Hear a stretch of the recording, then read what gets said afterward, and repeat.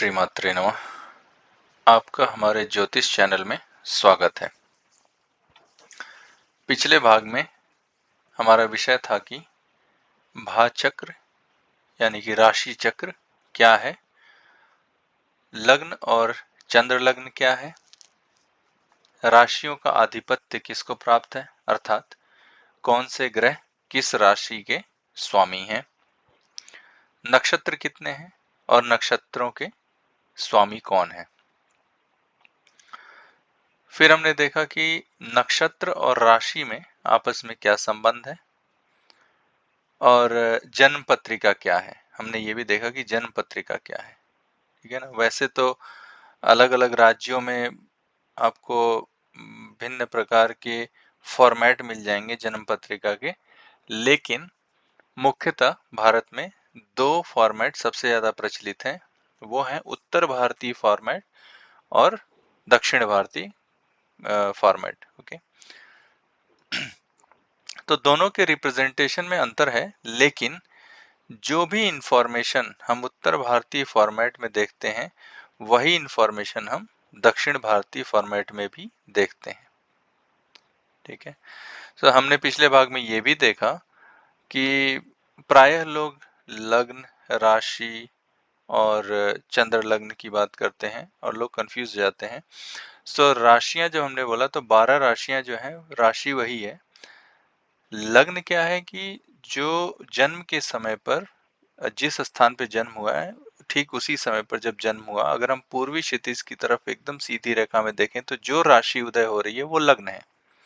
और उसी स्थान पर उसी समय पर अगर हम चंद्रमा की गणना करें और देखें कि चंद्रमा किस राशि में स्थित है तो वो उसका चंद्र लग्न हुआ। लेकिन अमूमन कई बार लोग केवल राशि पूछ लेते हैं कि आपकी राशि क्या है। तो अगर कोई ऐसा पूछता है तो चंद्र लग्न की जो राशि होगी वही राशि कहलाएगी, ठीक है ना। ये बात आपको समझ जाना चाहिए। अब आज के विषय के बारे में बात करते हैं। तो आज का जो विषय है वो है राशियों का प्रकार, यानी कि अलग अलग तरह से राशियों का वर्गीकरण किया गया है और उसके आधार पर उनके गुण और स्वभाव के बारे में हम जानेंगे कि राशियों का प्रकार क्या है, उनका गुण स्वभाव क्या है। और आने वाले एपिसोड में, आने वाले वीडियोस में हम देखेंगे कि राशियों के कारकत्व क्या है। फिर हम एक एक राशि का विस्तार पूर्वक उनका अध्ययन करेंगे। तो एक व्यक्ति में लग्न राशि और चंद्र राशि दोनों के गुण विद्यमान होते हैं, क्योंकि लग्न जो है वो शरीर है और चंद्रमा मन है। लग्न शरीर क्यों है? क्योंकि लग्न को तनु भाव भी कहते हैं, ठीक है। तो लग्न शरीर है और चंद्रमा मन है। तो जिस राशि में चंद्रमा विद्यमान है उस राशि के गुण, और जिस राशि में जो लग्न राशि है वो राशि के गुण, दोनों ही गुण विद्यमान होंगे उस व्यक्ति के अंदर, उस जातक के अंदर, ठीक है। और जब हम पूरी कुंडली एज अ होल देखेंगे, पूरे कुंडली को देखेंगे, तब जो अलग अलग ग्रह जो अलग अलग घरों में बैठे हुए हैं उनकी दृष्टि, उनकी युति और राशि के स्वामी के स्थिति, है ना, उनका दूसरे ग्रहों के साथ युति दृष्टि, इसके आधार पर भी गुण प्रभावित होंगे, ठीक है, और गुण परिवर्तन होगा, ठीक है। तो ये भी हम देखेंगे। तो आइए अब हम देखते हैं कि तत्व के आधार पर राशियों को कैसे विभाजित किया गया है और इनके गुण क्या हैं। एक बात आप याद रखिए कि अगर चंद्र लग्न और लग्न दोनों की राशियां अगर सेम है, अर्थात एक हैं, तो पक्के से उस राशि का गुण उस जातक के अंदर आपको देखने को मिलेगा, ठीक है। लेकिन अगर वो भिन्न है तो दोनों ही राशियों के गुण और स्वभाव उस जातक के अंदर देखने को मिलेंगे। तो जब हम अग्नि तत्व राशि की बात करेंगे तो अग्नि तत्व राशियां कौन सी हैं? वो है मेष, देन आपका सिंह, धनु, ये अग्नि तत्व राशियां हैं 1, 5 और 9। तो जिस भी जातक की कुंडली में उसका लग्न अग्नि तत्व राशि हो, उसका चंद्र लग्न अग्नि तत्व राशि हो, तो ऐसा जातक पक्के वाला अग्नि तत्व राशि वाला होता है और वो बहुत गर्म दिमाग वाला होता है, क्योंकि अग्नि तत्व विद्यमान होता है उसके अंदर। ऐसे लोग बहुत एक्टिव होते हैं, बहुत फुर्तीले होते हैं। अगर आप देखेंगे कि ये अगर बीमार भी पड़े हुए हैं तो ये बिस्तर पे नहीं रहेंगे, इनको बुखार है तो भी ये भाग दौड़ कर रहे होंगे। ऐसे व्यक्ति बहुत सक्रिय होते हैं, बहुत आक्रामक होते हैं, ठीक है। लेकिन क्योंकि ये धर्म त्रिकोण है 1, 5, 9, तो ऐसे लोग धार्मिक भी होते हैं और लीडरशिप क्वालिटी, लीडर वाले गुण इनके अंदर आपको देखने को मिलेंगे। ये हर जगह लीडर बनने की कोशिश करेंगे, लीडर अपना लीडरशिप शो करेंगे, ठीक है। और ऐसा नहीं कि शो करेंगे, ये होते हैं, ये लीडर होते हैं, है ना, ये बॉर्न लीडर होते हैं। वैसे ही पृथ्वी तत्व राशि की अगर हम बात करें तो पृथ्वी तत्व राशि है वृषभ, कन्या और मकर। जिस भी जातक की कुंडली में लग्न और चंद्र लग्न अगर पृथ्वी तत्व राशि है तो वह पृथ्वी तत्व राशि के गुण उसके अंदर विद्यमान होंगे, उसका स्वभाव विद्यमान होगा उस जातक के अंदर। और क्या है पृथ्वी तत्व राशि का स्वभाव? ऐसे लोग व्यवहारिक होते हैं और अपने व्यवहार से दूसरों का दिल जीत लेते हैं। वो दुनियादारी बहुत अच्छे से जानते हैं, निभाना बहुत अच्छे से जानते हैं, ठीक है। और उनका झुकाव जो है, उनका इंक्लिनेशन, उनका झुकाव हमेशा भौतिक जगत की तरफ होता है। वो ज्यादा धनोपार्जन की तरफ लगे रहते हैं, क्योंकि 2, 6, 10 अर्थ त्रिकोण का पार्ट है।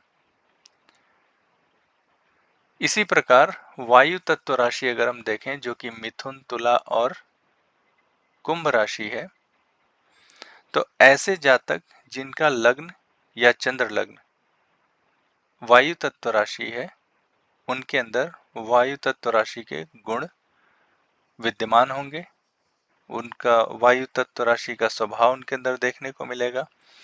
तो क्या है वायु तत्व राशि का स्वभाव? ऐसे जातक, क्योंकि ये काम त्रिकोण है, तो इनकी इच्छाएं बहुत होती हैं, बहुत ज्यादा।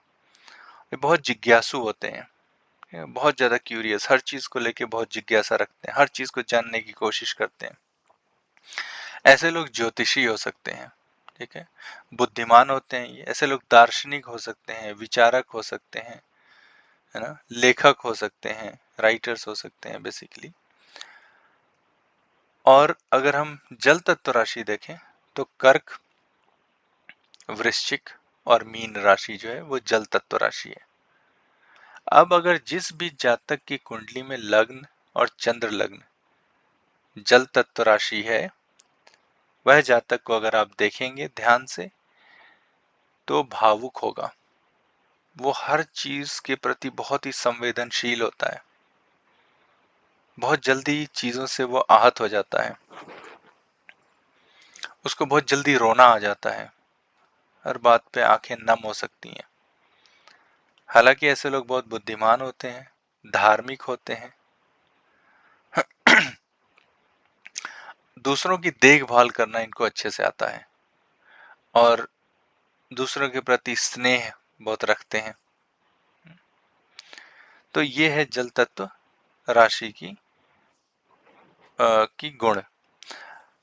हम ये बार बार कह रहे हैं कि अगर जातक की कुंडली में लग्न और चंद्र लग्न दोनों एक ही हों तो पक्का वैसा वाला ही स्वभाव रहेगा। परंतु अगर लग्न एक तत्व का हो और चंद्र लग्न दूसरे तत्व का हो तो दोनों ही गुण उस जातक के अंदर देखने को मिलेंगे, ठीक है। ये प्राथमिक विश्लेषण है, लेकिन हालांकि जब हम पूरी कुंडली देखेंगे तब अन्य ग्रह की स्थिति, दृष्टि, युति, जो कि मैंने कहा कि उनके कारण गुण में परिवर्तन देखने को मिलेगा, ठीक है। ये कम ज्यादा हो सकते हैं, परंतु मैं आपसे अनुरोध करूंगा कि आप सब इन गुणों को अपने और जो भी कुंडली आपके पास है उस पर लगा कर देखें। अगर आपको फलित ज्योतिष सीखना है, जैसा कि मैंने अपने पहले एपिसोड में ही कहा था कि अगर आप इसको फॉलो करते हैं रिलीजियसली और आप मेरे साथ साथ चलते रहते हैं, तो मैं आपको विश्वास दिलाता हूं कि आप इससे बहुत लाभान्वित होंगे। ठीक है। और साथ ही साथ आप न केवल इसको अपने जानने वाले या आपके पास जो भी कुंडली है उस पर लगा कर देखें, आप यहाँ पर बताए जा रहे गुणों को याद भी कर लें।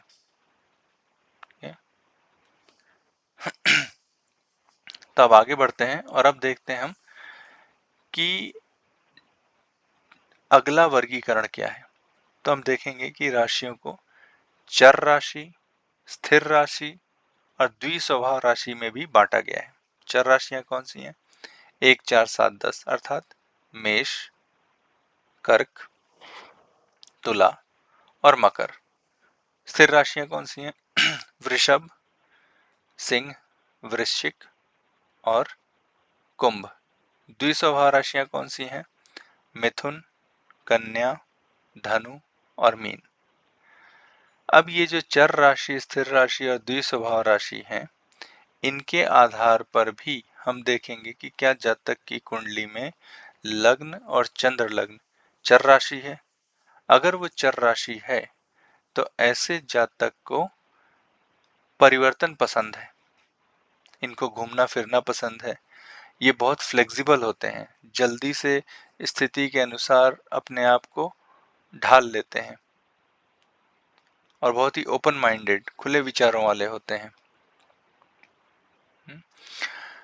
जबकि स्थिर राशि अगर किसी जातक के अंदर उसका लग्न या चंद्र लग्न स्थिर राशि है, तो ऐसे जातक को ज्यादा घूमना फिरना पसंद नहीं है। ये बहुत ही स्थिर स्वभाव वाले होते हैं और इनको ना तो अपना घर चेंज करना, परिवर्तन करना अच्छा लगता है, ना अपना स्थान परिवर्तन अच्छा लगता है, ना ही इनको नौकरी परिवर्तन अच्छा लगता है। अगर ये एक जॉब में या एक प्रोफेशन में, एक व्यवसाय में, एक नौकरी में है, तो ये उसको परिवर्तन नहीं करते हैं, इनको पसंद नहीं है। द्विस्वभाव राशि वाले जातक जो हैं, अब क्योंकि इसमें दो द्विस्वभाव हो गया तो दोनों गुण आएगा, इनको घूमना फिरना भी पसंद है, इनको स्थिरता भी पसंद है। ठीक है।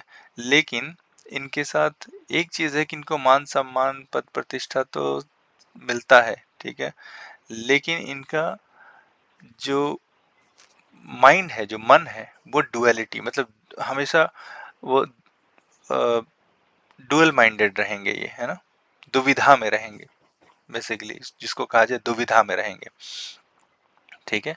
और इनके पारिवारिक सुख में, या पारिवारिक सुख नहीं बोलेंगे, पारिवारिक बैलेंस में, है ना, थोड़ी कमी हो सकती है। ठीक है।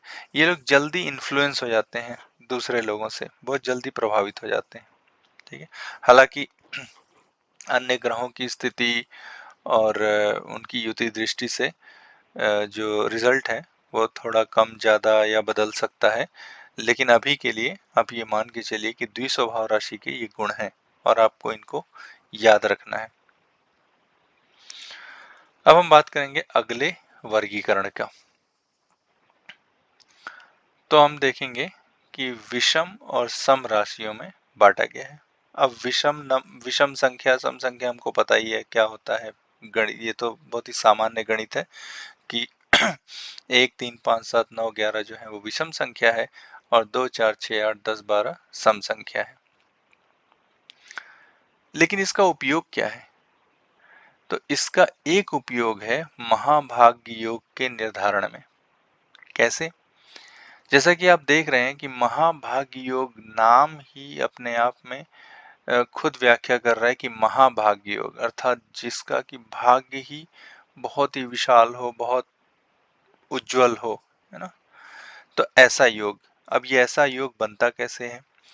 जब कोई जातक का जन्म होता है और अगर उसके जन्म के समय पर उसका लग्न विषम राशि हो, अर्थात 1, 3, 5, 7, 9, 11 में से कोई एक हो, उसकी चंद्र राशि भी विषम हो, उसकी सूर्य राशि भी विषम हो और उसका दिन के समय का जन्म हो, तो उस जातक, और वह जातक अगर पुरुष है तो हम बोलेंगे कि वह जातक अपना कुंडली में महाभाग्य योग लेकर पैदा हुआ है। इसी प्रकार अगर वो जाति का स्त्री है, फीमेल है, और उसकी कुंडली में लग्न जो है वो सम राशि है, अर्थात 2, 4, 6, 8, 10, 12 है, और चंद्रमा भी सम राशि है, सूर्य सम राशि है, और उसका रात्रि का जन्म है, तो ऐसे जातिका के लिए हम बोलेंगे कि वो अपनी कुंडली में महाभाग्य योग लेकर पैदा हुई है। इसका परिणाम, इसका फलादेश क्या होगा? अगर कोई जातक या जातिका अपने कुंडली में महाभाग्य योग लेकर पैदा हुए हैं, तो वो अपने जीवन में बहुत ही ऊंचाइयों को छुएंगे, बहुत अच्छे पद प्रतिष्ठा को प्राप्त करेंगे, अच्छे पोजीशन पावर को प्राप्त करेंगे, धन संपदा के प्रॉस्पेरिटी है ना, ये सब उनके लाइफ में मिलेगा, सुख। इसमें एक बात मैं आपको बता दूं कि अगर किसी बालक ने महाभाग्य योग लेकर पैदा हुआ है और वो गरीब से गरीब घर में पैदा हुआ हो, उसके पैदा होते ही उसकी परिस्थितियां ऐसी बनेंगी कि उसको वो सारा कुछ, वो सारा इन्वायरमेंट, वो कंड्यूसिव इन्वायरमेंट, वो सारा परिस्थितियां ऐसी उसको मिलेंगी जिससे कि वो पढ़ लिख कर आगे बढ़ सके, या वो कुछ ऐसा कर सके जिससे कि समाज में उसका एक अच्छी पहचान, एक अच्छा पोजीशन और रुपया, पैसा, समृद्धि, ये सब उसको मिले। और जब हम इसकी बात कर रहे हैं तो हम छोटे मोटे पोजीशन पावर की बात नहीं कर रहे हैं। हो सकता है कि गरीब घर का पैदा हुआ बच्चा पढ़ लिख कर उसको ऐसा इन्वायरमेंट मिले, ऐसा परिस्थितियां ऐसी उसकी घर की बने कि वो आईएएस बन जाए, जिला अधिकारी बन जाए, ठीक है, वो एक सरकारी ओहदे पे, बड़ी पोजीशन पे चला जाए। तो ये है महाभाग्य योग के फलादेश। और महाभाग्य योग एक बहुत ही महत्वपूर्ण योग है, और मैं आप सबको ये चीज बोलूंगा कि जब भी आप कुंडली देखो, किसी नई कुंडली को, तो आप पहले ये क्विकली, आपको सिर्फ 3 ही चीज देखना है मेन, तो कि क्या विषम लग्न है, क्या विषम चंद्र राशि है, विषम सूर्य राशि है, या सम है, दिन या रात का जन्म है। अगर आपने ये देख लिया तो फिर आपको तुरंत, अगर आपको महाभाग्य योग दिख जाता है, तो आप स्ट्रेट फॉरवर्ड, सीधे सीधे आप फलादेश कर सकते हैं कि भाई इस जातक का तो भाग्य बहुत ही अच्छा है और ये बहुत ही अच्छा काम करेगा। अब वो किस डायरेक्शन में जाएगा वो बाकी ग्रहों और उनकी स्थिति से आप पता लगा सकते हैं, लेकिन एक मोटे तौर पे आप ये बोल सकते हैं कि जातक महाभाग्य योग लेकर पैदा हुआ है, इसका तो क्या ही पूछना। और खास बात यह है कि महाभाग्य योग के फलित होने के लिए अंतरदशा, प्रत्यंतर दशा, महादशा, इसकी जरूरत ही नहीं है। वो जब वो पैदा हो गया तभी से उसकी महाभाग्य योग फलीभूत होना शुरू हो जाता है। ठीक है, मैं आशा करता हूँ कि समझ में आ गया होगा, और आप लोग इसको अपने पास जो भी कुंडली है उस पर लगा कर देखें, और देखें कि अगर आपको कोई ऐसी कुंडली मिलती है इसमें महाभाग्य योग बना है, तो आप देखिए कि उसके साथ क्या हुआ है जीवन में, वो किन ऊंचाइयों पे पहुंचा है। फिर अगला वर्गीकरण जो है वो है पृष्ठोदय, शीर्षोदय और उभयोदय। ये क्या है? तो आपने देखा होगा कि हर राशि को एक चिन्ह दिया गया है, जैसे कि मेष राशि का चिन्ह है मेढ़ा, वृष राशि का चिन्ह है बैल, ठीक है, मिथुन राशि का चिन्ह है 2 लड़कियां या फिर एक ट्विन ना, जुड़वे। इसी प्रकार सारी राशियों को एक चिन्ह दिया गया है। हम इस पे नहीं जाएंगे कि वो चिन्ह का निर्धारण कैसे हुआ है, वो भी एक अपने आप में एक जटिल विषय है, लेकिन अभी के लिए आप मान लीजिए ये एक चिन्ह, 12 राशियों को 12 अलग अलग तरीके के चिन्ह दिए गए हैं। अब जब जन्म हो रहा है किसी बालक का या किसी जातक का, तो पूर्वी क्षितिज से, जैसा मैंने बोला कि कौन सी राशि उदय हो रही है, ठीक है, वो हम देख के उसका लग्न निर्धारण करते हैं। अब राशियां भी उस चिन्ह के अनुसार 3 तरीके से उदय हो सकती हैं। या तो पीठ पहले उदय हो जाए, या सिर पहले उदय हो जाए, उसका शीर्ष, या दोनों एक साथ में उदय हो। तो उसके आधार पर हमने राशियों का वर्गीकरण किया कि वो पृष्ठोदय होगी, शीर्षोदय होगी, उभयोदय होगी।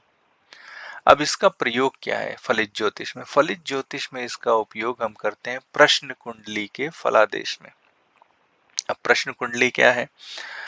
अगर किसी जातक के पास उसका जन्म पत्रिका नहीं है और आपके पास आकर वो एक प्रश्न पूछता है कि मेरा चाबी खो गई है, मेरा वॉलेट खो गया है, क्या वो मिलेगा नहीं मिलेगा, या कोई भी एक, मैंने एक उदाहरण दिया आपको, ऐसे वो कुछ भी प्रश्न कर सकता है आपसे। या ये भी हो सकता है उस जातक के पास उसकी खुद की जन्म कुंडली है, फिर भी वो आपसे आके एक प्रश्न पूछता है। तो जिस समय पर, जिस स्थान पर, जिस तिथि को, जिस डेट को वो प्रश्न पूछा जाता है, उसकी एक जब हम कुंडली बनाते हैं तो उसको हम बोलते हैं प्रश्न कुंडली। अब प्रश्न कुंडली के लग्न में कौन सी राशि उदय हो रही है, क्या वो पृष्ठोदय राशि है, क्या वो शीर्षोदय राशि है, क्या वो उभयोदय राशि है, इसके आधार पर प्रश्नकर्ता के जो प्रश्न का उत्तर है ना, वो उसके अनुकूल होगा, प्रतिकूल होगा, या फिर मध्यम अनुकूल होगा। जैसे कि अगर उसने पूछा कि मेरा वॉलेट खो गया है, मिलेगा कि नहीं मिलेगा, और अगर शीर्षोदय राशि उदय हो रही है उस प्रश्न कुंडली में, तो हम बोल सकते हैं कि मिल जाएगा। हालांकि केवल यही पृष्ठोदय, शीर्षोदय और उभयोदय के आधार पर हम फलादेश नहीं करते हैं, लेकिन यह एक पैरामीटर है। इसके अलावा और हैं, जैसे कि क्रूर ग्रह और सौम्य ग्रह कौन है, उनकी स्थिति, युति, दृष्टि, ये सब चीजें भी देखी जाती हैं। लेकिन मोटे तौर पर एक जो पैरामीटर है, एक नियम, वो ये भी है कि हम देखते हैं कि शीर्षोदय राशि है, पृष्ठोदय राशि है, या उभयोदय राशि है, उसके अनुसार हम फलादेश करेंगे। फिर राशियों को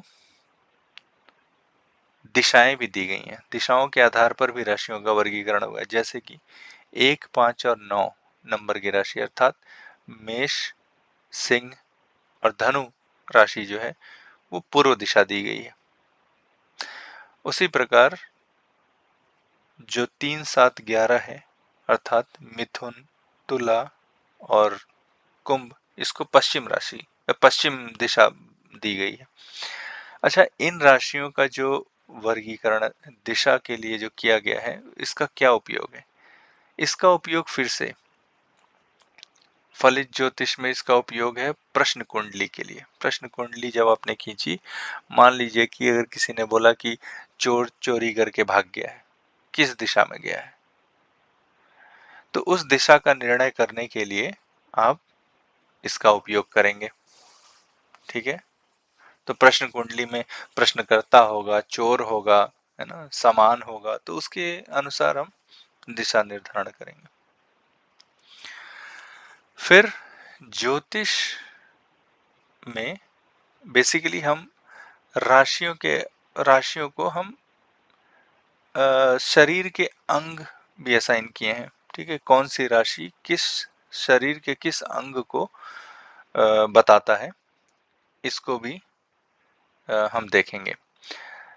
तो काल पुरुष की कुंडली अगर हम देखते हैं, अर्थात 1 नंबर जो है वो लग्न है, यानी कि मेष लग्न की कुंडली है।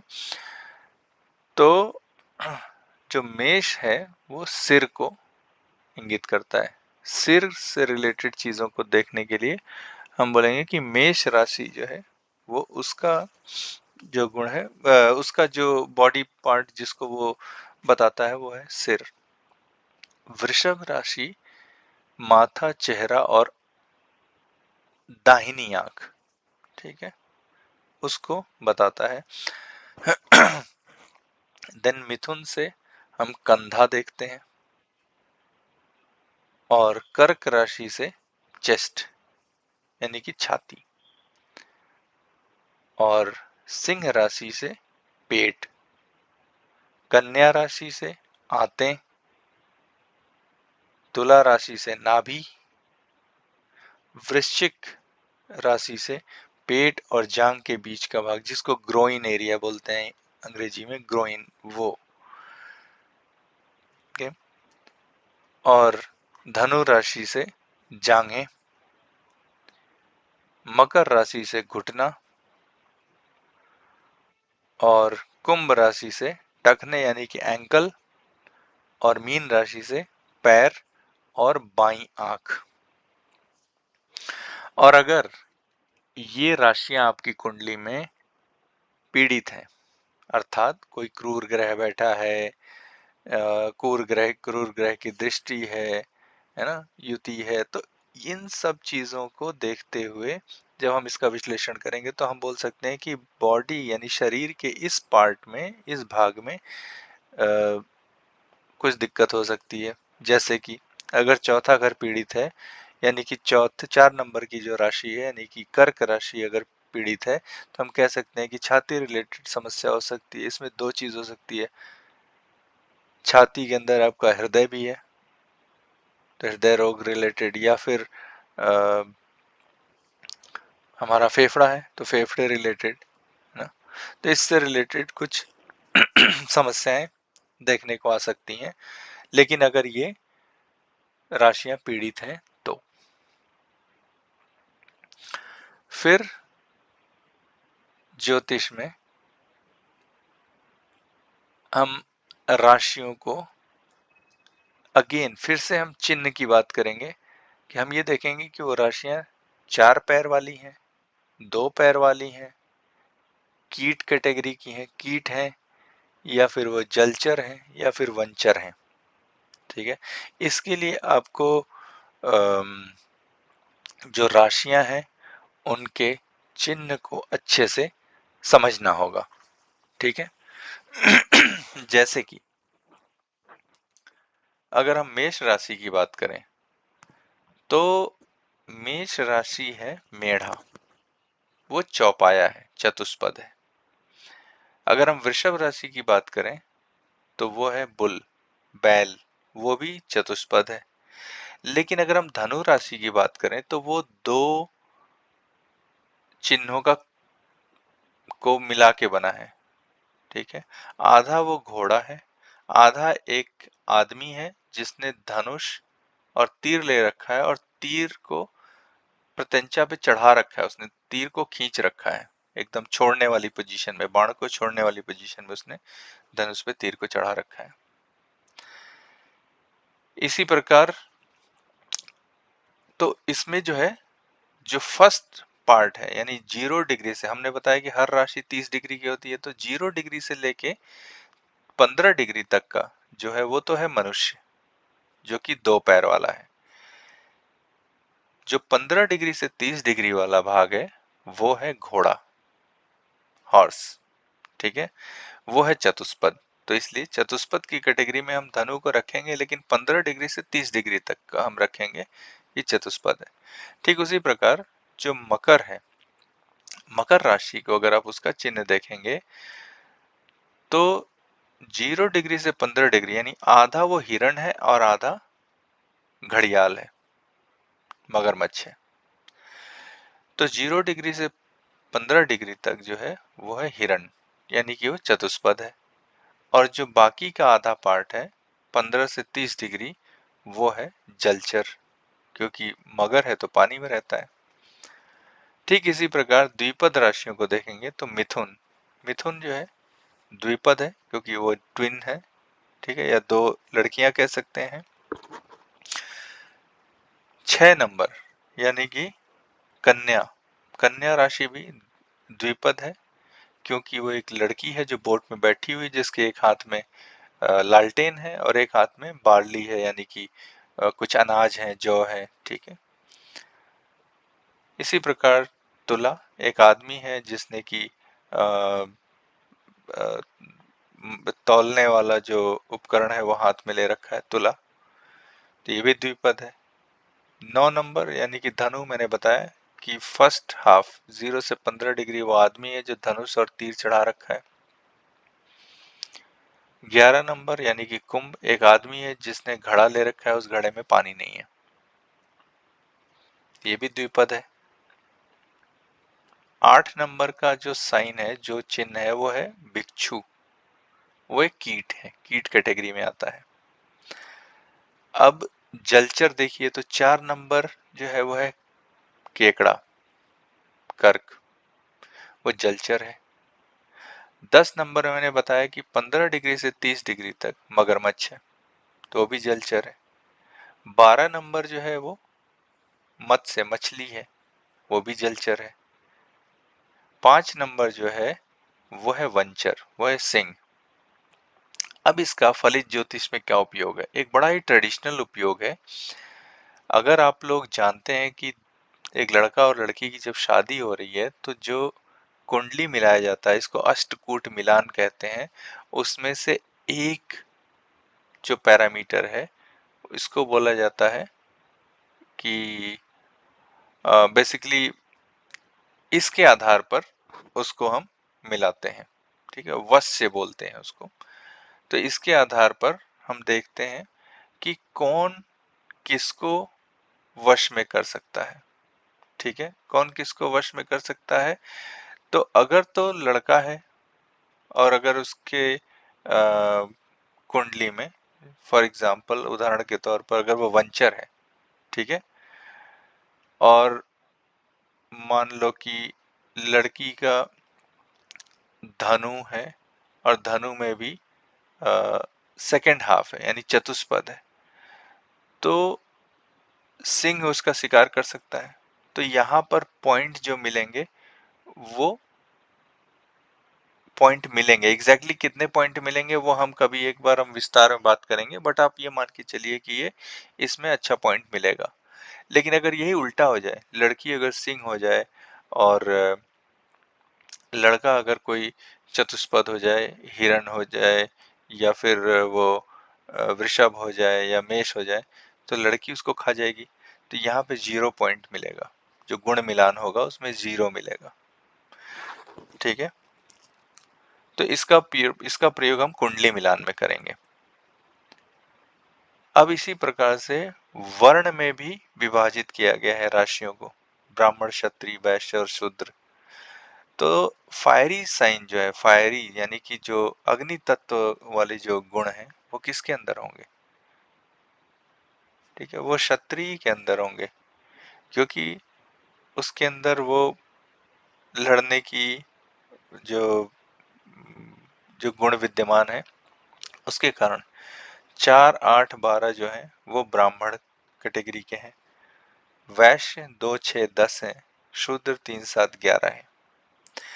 अब इसका प्रयोग क्या है? इसका प्रयोग भी कुंडली मिलान के लिए होता है। अब देखिए इसमें क्या है, राशियों को वर्ण में विभाजित किया गया है और फिर इनकी सुपीरियरिटी डिसाइड की गई है कि कौन ज्यादा सुपीरियर है। जैसे ब्राह्मण ज्यादा सुपीरियर है क्षत्रिय से, क्षत्रिय ज्यादा सुपीरियर है वैश्य से और शूद्र से। तो अगर तो लड़का सुपीरियर है और लड़की इंफीरियर है, ठीक है, दोनों की कुंडली अगर मिलाते हैं आप इस पे मत जाइए कि मैं एक्चुअल जो रियल में आज की समाज में जो वर्ण व्यवस्था है मैं उसके बारे में बात नहीं कर रहा हूँ।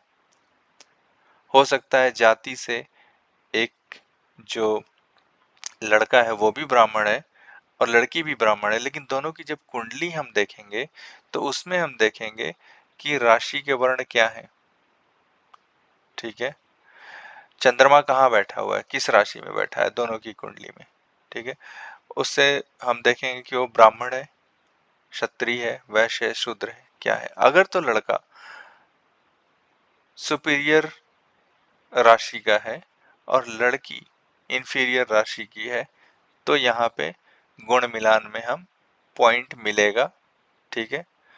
अगर ये उल्टा है तो पॉइंट नहीं मिलेगा, 0 मिलेगा, ठीक है।